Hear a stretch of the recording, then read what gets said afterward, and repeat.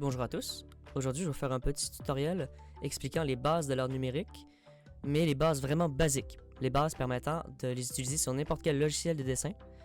Et donc aujourd'hui je vais faire ma démonstration sur le logiciel de dessin Krita, mais le tutoriel n'ira pas trop en profondeur pour simplement donner les connaissances aux gens pour qu'ils puissent explorer par eux-mêmes. Mais donc pour commencer, tout bon logiciel de dessin qui se doit commence avec une interface vide, une interface n'ayant pas de projet. Alors la première chose à faire quand on lance un projet, c'est de le créer. Donc, sur Krita ici, nous pouvons cliquer sur Nouveau fichier. Lorsque nous cliquons sur cet onglet, une nouvelle page va s'ouvrir avec plein d'informations que nous n'allons pas prêter attention, mais on va plutôt se focusser sur les trois paramètres importants, c'est-à-dire la largeur et la hauteur et la résolution de l'image, car la largeur et la hauteur vont définir le format de l'image, et la résolution vont déterminer à quel point l'image est HD. Donc si on ne touche pas à ces paramètres-là, nous pouvons donc créer notre image. Wow! Et ainsi de suite. On va pouvoir voir qu'on a une image blanche. Donc, à gauche, nous pouvons voir qu'il y a plein d'outils. Tous ceux-ci sont des outils.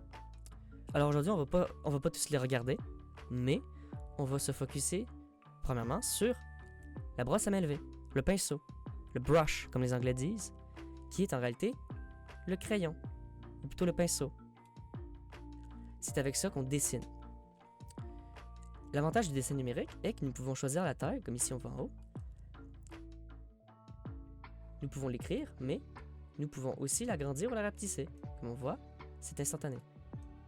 Nous pouvons aussi choisir l'opacité de notre pinceau. Par exemple, si nous regardons en haut ici, ça dit opacité 100%. Si je décide de l'utiliser, c'est opaque. Si par contre je décide de baisser l'opacité, il devient de plus en plus transparent. Et d'ailleurs, vu que le fond est blanc, nous percevons la couleur comme étant plus en plus pâle. Mais si nous repassons par-dessus, nous pouvons voir qu'au niveau des intersections, c'est de plus en plus opaque. Ensuite, tout bon logiciel de dessin numérique possède une efface. L'efface permet de n'importe quel moment effacer ce qu'on a fait. Par exemple, imaginons que je fais une tâche, mais que je ne désirais pas mettre cette tâche. Et bien, comme vous pouvez voir en haut, il y a cet outil basique, la gomme à effacer, qui permet d'effacer à n'importe quel moment ce que je produis. Ensuite, au niveau des outils, il y a les formes. Par exemple, il y a une ligne droite, il y a le rectangle, il y a le rond. Il y a plein d'outils. Ensuite, après avoir regardé les outils pour créer, nous allons regarder les outils pour déplacer ce que nous avons créé. Pour passer à un autre outil, allons voir les outils de sélection. Les outils de sélection sont, comme leur nom leur dit, des outils permettant de sélectionner des zones sur l'image. Donc par exemple, imaginons que je voudrais modifier cette image. Imaginons que je voudrais, je ne sais pas moi, juste déplacer ce pot. Pour une raison que j'ignore, je voudrais déplacer ce pot.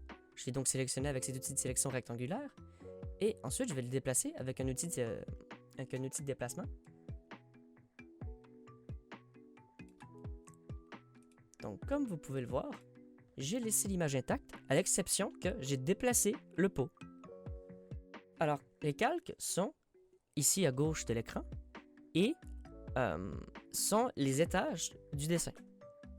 Donc en bas ici, nous allons pouvoir voir que nous pouvons en rajouter, nous pouvons en supprimer, nous pouvons aussi les déplacer.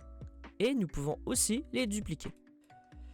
Donc imaginons que dans le calque de dessin 1, je décide de faire un énorme bonhomme triste. Et qu'une fois que j'ai dessiné ce bonhomme triste, j'aimerais lui donner une couleur de peau rose. Si nous essayons de le faire sur le même calque, c'est compliqué. Parce que on ne va pas arrêter de dépasser, on ne va pas arrêter de dessiner par-dessus. Alors que si je crée un calque, je le mets en dessous, le vert est par-dessus le rose. Et donc, je ne peux pas interagir avec. Il n'est pas sur le même étage. Mais, je peux le déplacer si je veux. Je peux le redescendre si je veux. Et, je peux le déplacer sans jamais avoir à interagir avec le calque au-dessus ou en dessous. Mais bon, imaginons que maintenant, je suis fier de cette ligne que j'ai créée et que je veux l'enregistrer. Pour cela, il ne suffit que de regarder en haut à gauche ici sur Fichier, de cliquer, d'enregistrer sous. Mais, à la différence de PowerPoint, nous n'allons pas vouloir l'enregistrer en document Krita, qui est le logiciel que j'utilise, car cela ne ferait qu'enregistrer le document. Ça n'enregistrerait pas d'image. Vous allez donc ouvrir la sélection et on va se concentrer sur deux formats d'image plutôt simplistes, standardisés, que tout le monde connaît, le PNG et le JPEG. Alors pour clarifier les choses, parce que mon explication originale était beaucoup trop longue, le JPEG est un format d'image qui va rajouter un fond blanc, alors que le PNG va le laisser transparent. Voilà. Et donc voici des exemples du nombre de calques que j'utilise en temps normal pendant que je fais ma conclusion. Donc merci pour cette écoute. Ce fut mon tutoriel sur les bases de l'art numérique. J'espère que ça vous a permis d'éclaircir un peu vos connaissances à ce sujet. Au revoir!